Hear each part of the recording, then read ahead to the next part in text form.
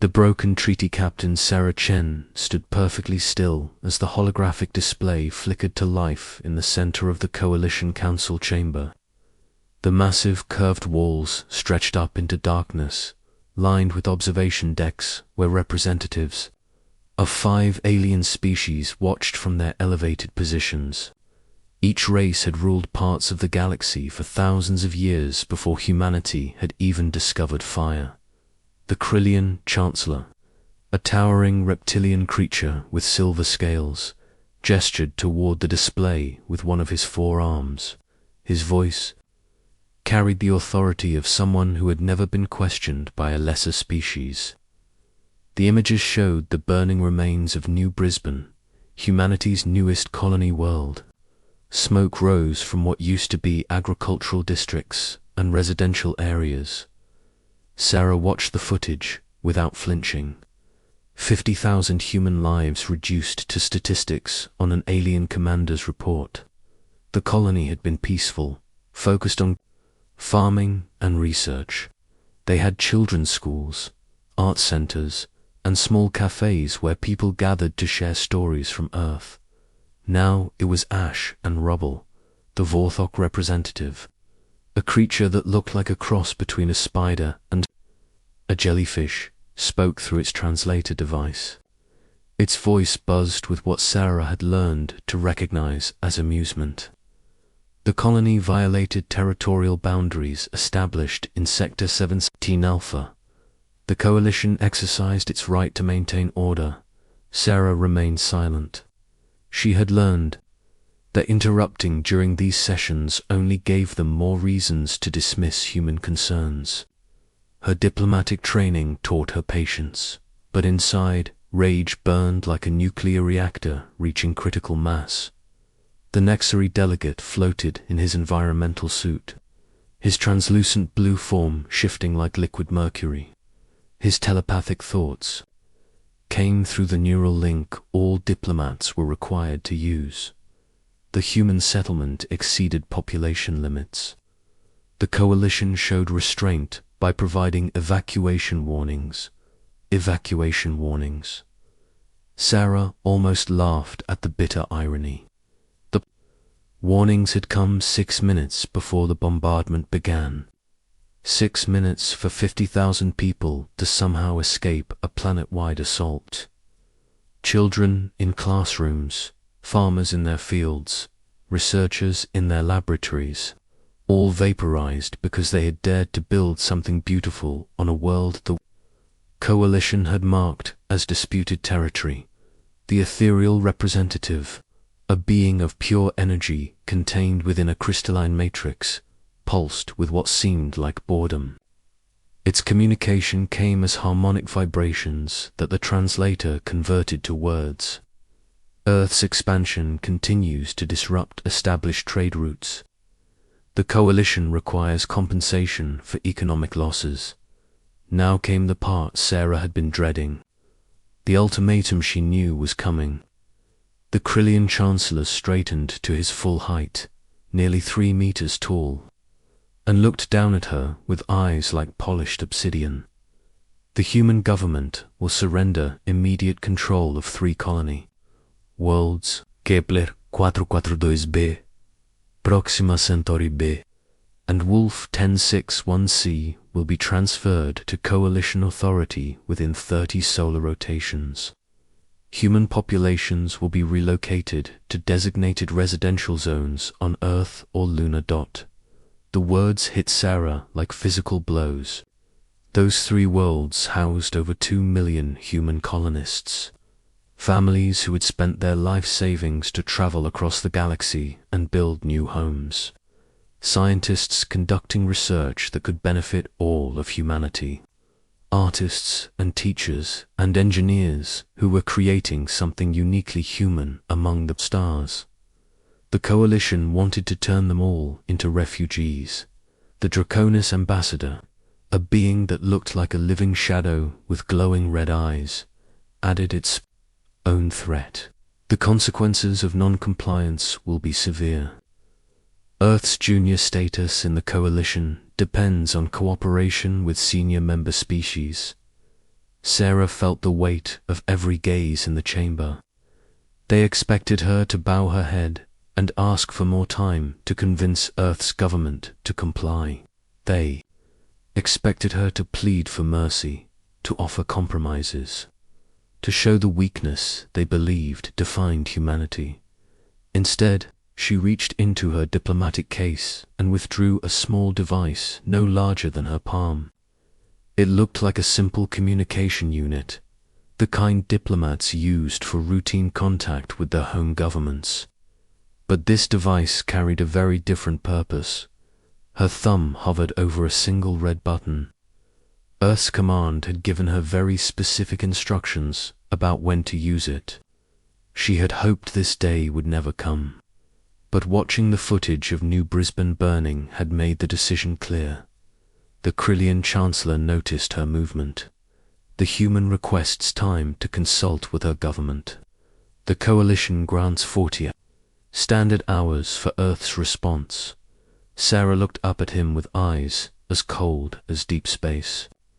Her voice carried no emotion, no hint of the fury burning inside her chest. The human government will provide its response in exactly 48 hours. She pressed the button to everyone watching.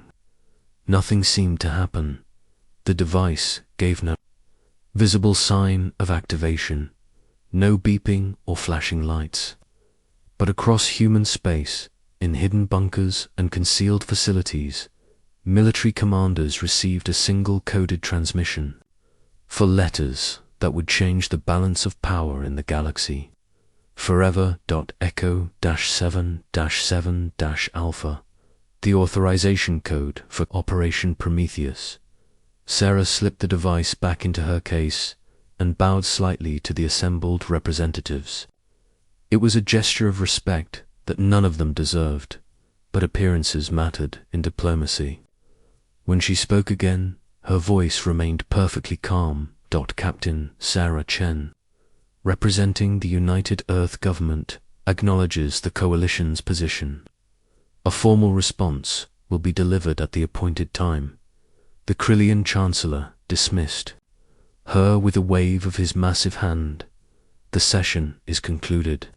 The human delegation may depart. Sarah walked toward the exit with measured steps. Behind her, she could hear the alien representatives talking among themselves in their various languages. The translator picked up fragments of their conversations. Weak species, predictable response, humans always submit.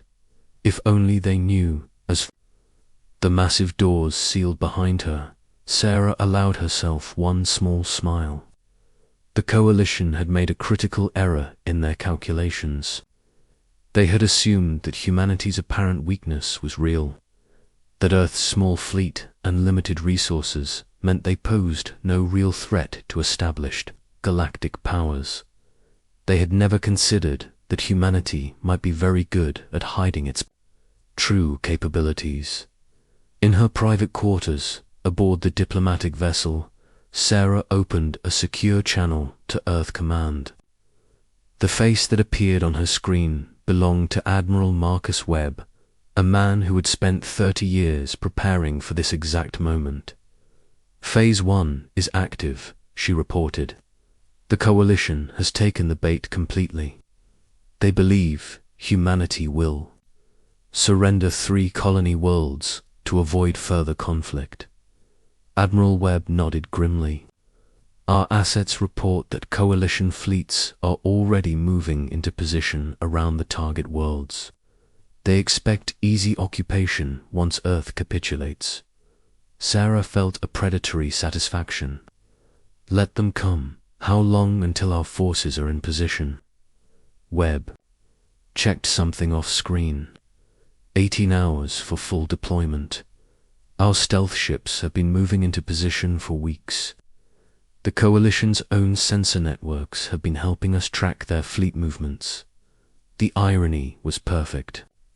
For 5 years, humanity had played the role of the grateful junior partner, accepting scraps from the coalition's table and building what appeared to be simple mining and agricultural colonies throughout the Outer Rim.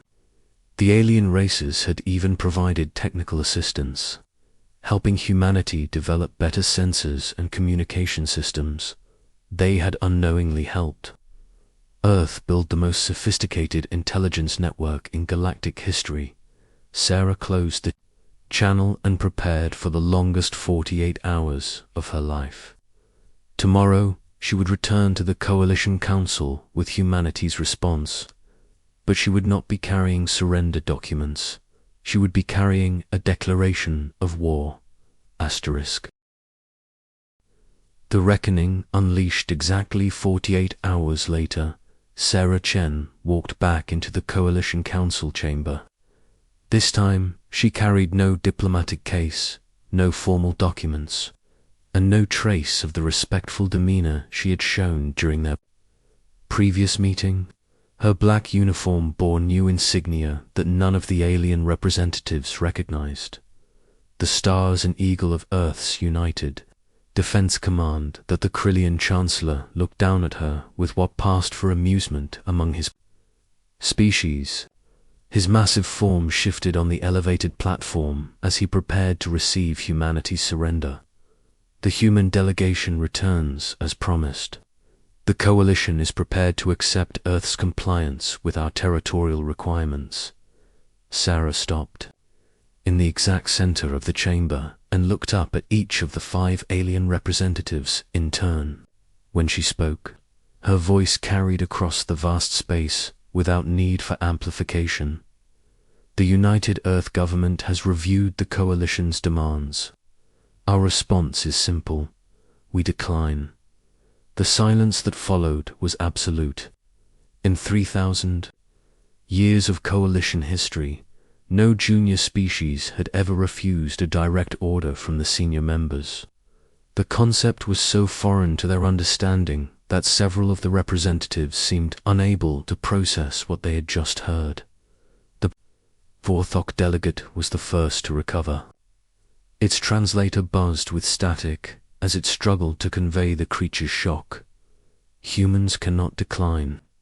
The Coalition's authority is absolute in all territorial matters.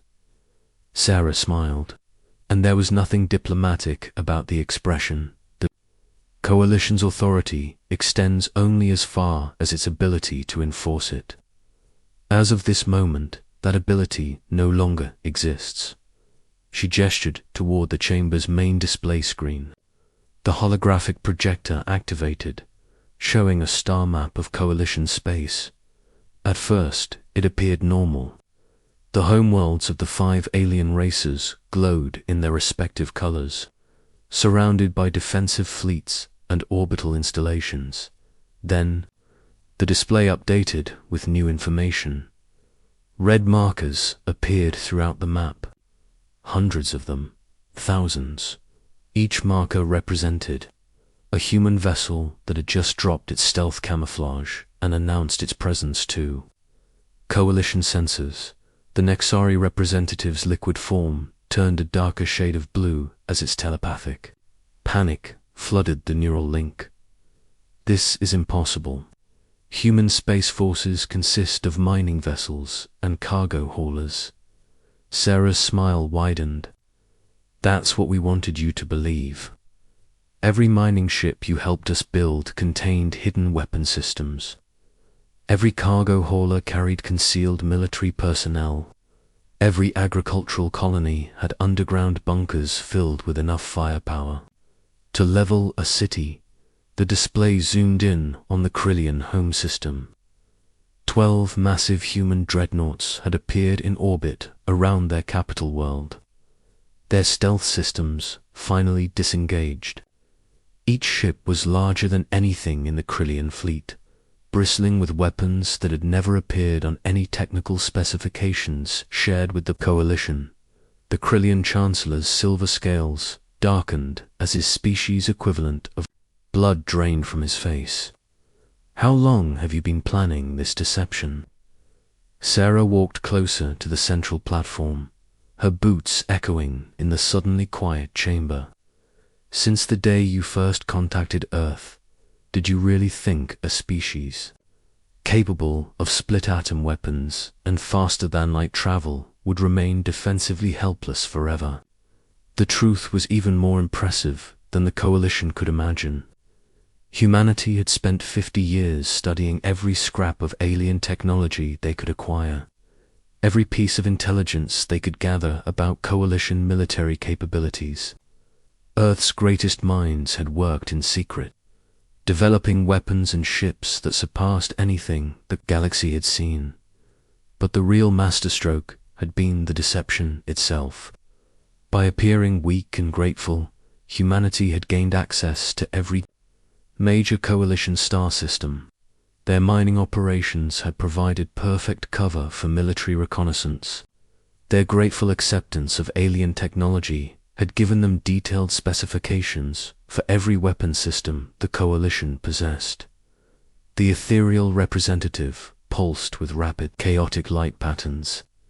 Its harmonic communication came out as discordant noise that the translator could barely pass. The Coalition demands immediate withdrawal of human forces from our territory. Sarah laughed, a sound that carried genuine humor but no warmth. Your territory.